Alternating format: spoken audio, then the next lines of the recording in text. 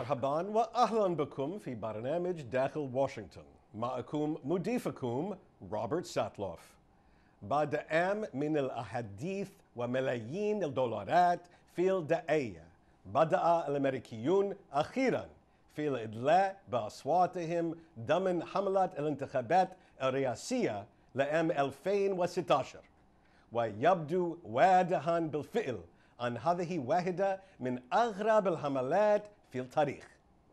على الجانب الديمقراطي تدور المعركة بين المرشحة الأكثر خبرة في الذاكرة الحديثة وأول اشتراكي يسبق مرشحا جدا منذ الحرب العالمية الثانية. في أولى منافساتهما في ولاية أيوة جاءت نتائجهما متعادلة. على الجانب الجمهوري تدور المعركة بين رجل واحد وهو الملياردير لم ينتخب أبدا من قبل لأي منصب في حياته وكل من سواء. هل يمكن أن ينجح في علم السياسة كما فعل في علم الأعمال؟ لم يحدث ذلك أبدا في تاريخنا، ولكن ربما يكون هذا العام مختلفا. أنا في واشنطن منذ أكثر من 30 عاما ولم أرى أبدا انتخابات تقارن بانتخابات هذا العام، وذلك هو السبب في أن لدينا خبراء المعيين لتوضيح الموقف وراء عناوين الأنباء. لمناقشة نتيجة التصويت الأولى يسرني أن أرحب بستيف كليمنز ومايكل أوهانلون.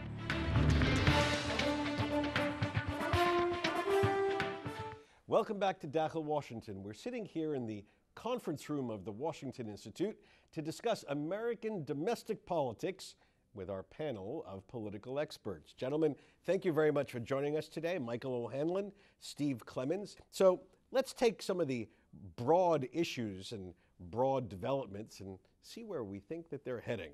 First, in terms of the Democrats, what do we know so far? Well, I think we know two things that seem contradictory. One is that Sanders is off to a good start, and two is that he almost certainly won't get the nomination. And that, obviously, I'm putting my neck out. I could be proven wrong, and I've been wrong a number of times in American politics. I didn't see Barack Obama coming 8 years ago, for example. But nonetheless, it's fairly hard to see how a 74-year-old self-described socialist from the state of Vermont really gets the Democratic nomination. And in fact, there are other Democrats waiting in the wings who are not running. Joe Biden, John Kerry, who the party would probably prefer if Sanders ever somehow defeated Clinton, or if Clinton's troubles with Emailgate and everything else grew to the point where she couldn't be a viable candidate. So I would say that Sanders' strong start should not be confused with any likelihood of getting the nomination. So Steve, do you agree with this? What's your take on what we know about the Democratic side of the aisle so far?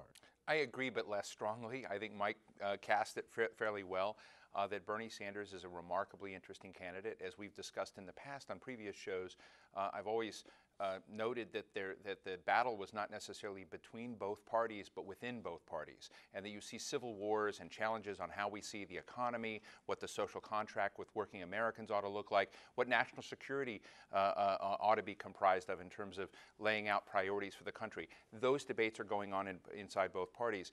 Where I think, with respect to Mike, where he could be wrong is that if the party elders, the Democratic Party establishment, were trying to come in, if Hillary Clinton did have legal problems over her emails and that she trafficked in top secret information, if that were to occur, I think that Bernie Sanders will not go away quietly, nor will the grassroots of the Democratic Party that sees itself as the real liberalism and the real return to sort of working class ethics in the country is not going to take very well to an imposed candidate, even if it were Vice President Biden, who shares many of Bernie Sanders' issues. So I think we need to be careful that what we're seeing and what the world is seeing is American politics is not a stacked deck.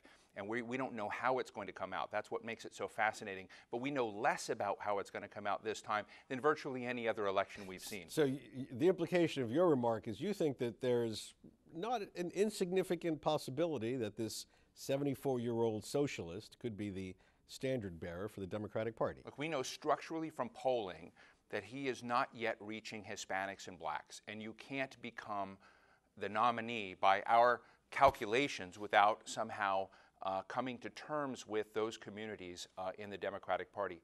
He is killing Hillary Clinton when it comes to youth and the sort of millennial generation, the next generation, which was so important to Barack Obama. But then you can look at the passion behind a Donald Trump on the Republican side, which I know we're not into yet, but you can ask yourself, how can someone who's basically offending every ethnic group in the country win? The answer is, if you get turbocharged passion behind a group that changes the turnout rates at certain levels, then the standard assumptions no longer apply. And if Hillary Clinton did begin to have problems, Bernie Sanders may in fact be able to invest in outreach to Hispanics and blacks and change that calculus. We just don't know, and we don't see it right now. It looks as one of the big constraints on his candidacy. But I think we need to be humble in this because we're seeing things that none of us expected. Now, as we've talked on this show before, primaries in general tend to pull the various parties to their extremes, from the Democrats toward the left, Republicans toward the right. How have we seen that dynamic play out? Has it played out in this Bernie Sanders-Hillary Clinton contest? Well, it is true that of those who have been voting in Iowa and New Hampshire, so I've already gone through several steps to say this is a very small segment of the population. Small states, not representative of the country in many ways, and also the primary voting process typically involves a lot fewer people than the general election. Of those who are voting, they are more liberal and on the Democratic side. And I would agree with everything Steve said, by the way, but I would submit that even Sanders voters, many of them, don't really foresee a Sanders candidacy. I would submit even Sanders himself does not really foresee he being the nominee. Sometimes he talks like he could be, but the other day after the Iowa caucuses, he said, oh, I'm in this until the convention, which means I'm not going to be the nominee, but I'm going to keep the messaging. I'm going to keep the argument, the debate going. I think that's what his candidacy represents. And then the question is, if we did get to a point where Hillary had for some reason collapsed, what role would the party envision for Sanders that would give his voice a central role without making him the nominee? And it could be sort of super turbocharged vice president, like a Dick Cheney equivalent, but meant to be the economic coordinator of the new administration. Those kinds of debates would happen, I think, if Hillary somehow couldn't be the nominee. But, and if we focus on the issues for a second between Sanders and Clinton, how far left has Hillary had to move to accommodate this surge of enthusiasm that the Sanders voters are bringing toward the Democratic debate? Well, I think the most important thing that she did is she broke away from President Obama and stated her objections to the Trans-Pacific Partnership, the TPP trade deal, which was endorsed by so many members of the national security establishment as vital to American national security, despite whatever it might do on the economic side, that her walking away from those people, remember she was Secretary of State, she hangs out with that crowd, was a very big step to try to stem the hemorrhaging that she was experiencing because they looked at her as a spoiled, rich, wealthy purveyor to the financial industry and to sort of the neoliberal economic crowd globally. So she made that shift and change. I don't think that she's been able to take that and have that morph into a broader message that is Bernie Sanders-like or Elizabeth Warren-like. Elizabeth Warren has been one of the real pace setters in trying to say there's a difference when you're tilting towards Wall Street and the financial industry as the heart of the American economy versus working families and companies and Main Street. And a more conventional view of how economic growth occurs. And so the battle between those has been brewing for some time. It was brewing in the first Clinton administration. Just one, that's very well said. One small thing I would add, I agree that TPP is the biggest single issue. More generally in the Democratic debate, there is really no attention that I'm hearing anyway to the idea of deficit reduction and to fiscal responsibility as it might have been classically defined in the debates we had in the 1990s, for example. And Bill Clinton, of course, was famous for balancing the budget. Hillary's not going to balance the budget. We're headed for trillion-dollar deficits again. The deficit's now a bit under control, but the shifts in demographics, the aging population and so forth, and probably higher interest rates pretty soon, are going to drive it up to $1 trillion a year by early in the 2020s. And so you could argue, I would argue, that politicians should be talking about how to reduce that. But you're actually not hearing it on either side. The Democrats are talking about which programs to expand. The Republicans are making sure they don't raise taxes and maybe cut them some more and increase the military budget. And so all of this is happening in a somewhat surreal way. Now, politicians generally don't enjoy talking about the need for fiscal discipline. But every so often we get a prominent one who does, historically. We don't have any right now. And just let's tie up this Democratic discussion. You mentioned in passing earlier a couple of names of people who might have looked at the Clinton-Sanders dead heat in Iowa and said, maybe I should dust off that resume. You mentioned Joe Biden, you mentioned John Kerry. Do either of you think that before this contest is over, either of these or someone else on the Democratic side will be into the race? It's unlikely, but possible.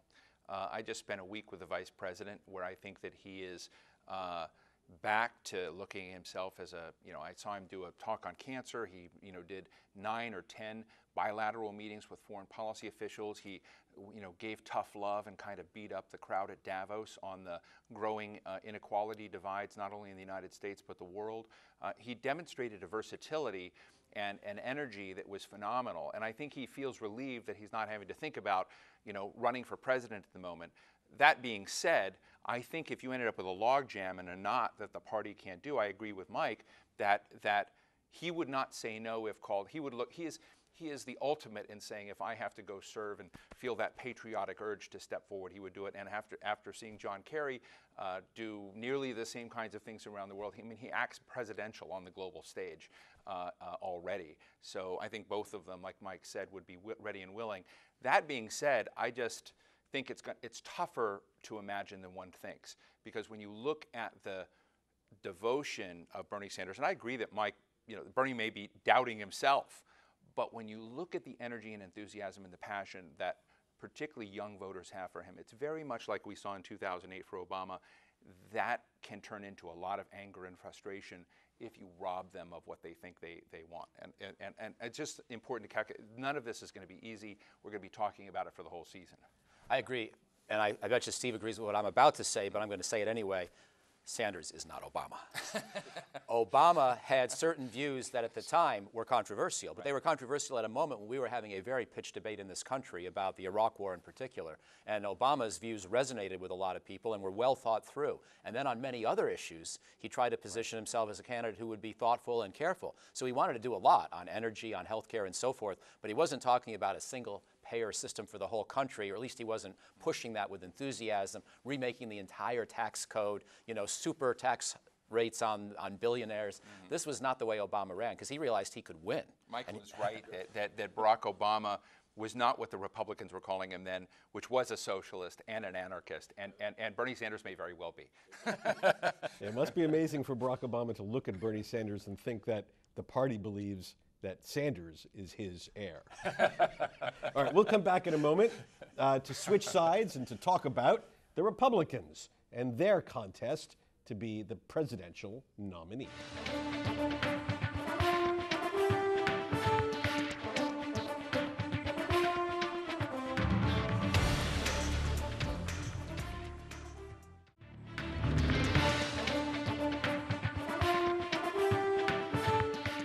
Again, our panel of guests includes Michael O'Hanlon.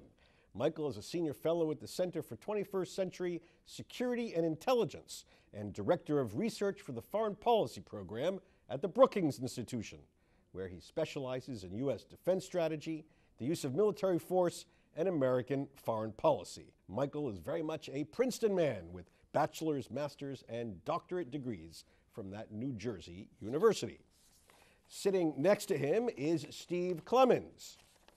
Steve is the Washington editor-at-large for The Atlantic and editor of Atlantic Live, as well as a senior fellow and founder of the American Strategy Program at the New America Foundation, a prominent think tank here in Washington, where he previously served as executive vice president.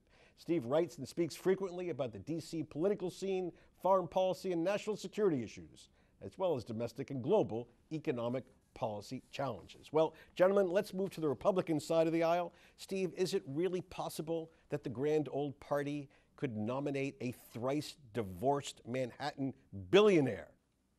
Donald Trump could win. Right now, you have a lot of frustrated Americans who think that Washington is structurally corrupt, has been working against their interests, has become big and expensive, spending their tax dollars, spying on them. And there's just an anger and frustration where they think that people of this town, no matter what they may be, are fundamentally committed to keeping it going, whether they're Republican or Democrat. So he is the insurgent candidate. There's an unbelievable amount of passion behind him. And the richy rich guy that he is, the billionaire that he is, somehow he's speaking the truths that people who want to see a revolution are feeling. You also have Ted Cruz, who is, appeals to evangelicals. He recently won in Iowa, and much of his rhetoric referred to Scripture, and that's a much more values-based conservatism that's consolidating behind the candidacy of Ted Cruz, who has a much deeper and organized structure than probably any of the candidates that are out there. And then you've got the more conventional candidates like Marco Rubio, Jeb Bush, Chris Christie, and others that seem to Americans more like the normal,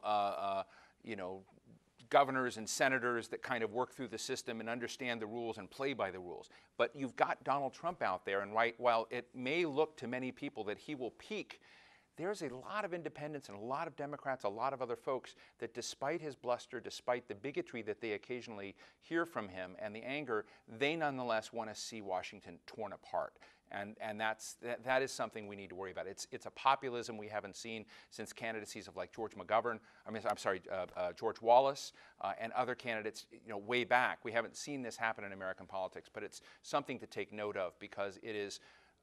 Many of us in the media underestimated Trump at the beginning. I actually didn't. I was one of the few that said, watch out. This guy represents. I've seen him in action. I've seen him on the floor of the White House Correspondents' Dinner, how he went into a terrain that hated him and nonetheless seemed to defy gravity even in those social occasions. So I do think that a Trump candidacy could happen. Michael, do you think not only could it happen, but is America ready to vote for a Donald Trump? Maybe. I don't expect it, and I was one of the people who thought Trump could not sustain his strength, and I still hope to be proven right. I have no problem as a neutral analyst saying I think he'd be a disaster for the United States, but in this case I would have no hesitancy about simply throwing caution to the wind and saying this guy's bad news for the United States. But because he's tapped into a degree of anger, as Steve said, and an economic unrest, I think that he has a chance, and he is. To our Arabic-speaking viewers who don't get to hear him in English, he is entertaining. He's very quick, he's pithy. You're never quite sure if he's totally serious in what he's saying or if he's partly just sort of egging you on, having fun with you. And so I would use this non-traditional answer to your question to say one more thing. I would hope that our overseas friends don't take his anti-foreigner rhetoric too seriously. Some of it is designed for effect, and I'm not sure that it should be viewed as truly sincere. Having said that, if I were living abroad, I would not know what to make of this guy, and I would find him offensive, and I think he's bad for the country. But there's a chance. There's a chance he'll get the nomination, and there's a chance he'll win the presidency. So earlier we asked how the Clinton-Sanders debate was pulling the Democratic Party overall discussion to the left. How has the Trump factor and the Trump-Cruz contest pulled the Republican Party in a certain direction? And how do you think that will play out over the months ahead? Well, what's interesting is I don't see any of the leading candidates necessarily pulling the party one way or another. What they're trying to do is from three different directions hijack the party. So the way the American political party system works is it's usually two parties that are so built in and embedded in American law and American practice that it's very hard to think about third parties. Maybe this is the time that someone runs as a third party candidate, but institutionally it's very difficult.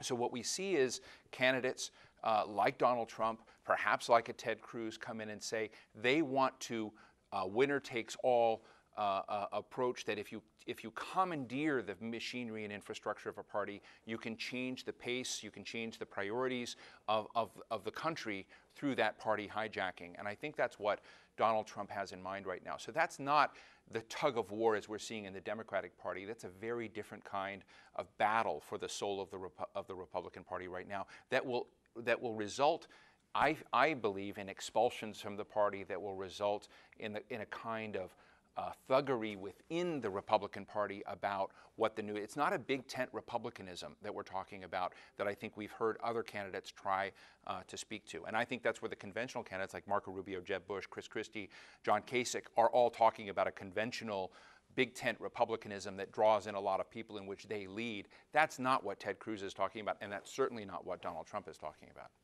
Very good. All right, gentlemen, I'm going to have to bring it to a close right now. I have a dozen more questions. I was actually going to ask you about the impact of these national races on Congress. We're going to have to save that for a future show. Thank you very much. Thanks, we'll be Rob. back again in the future.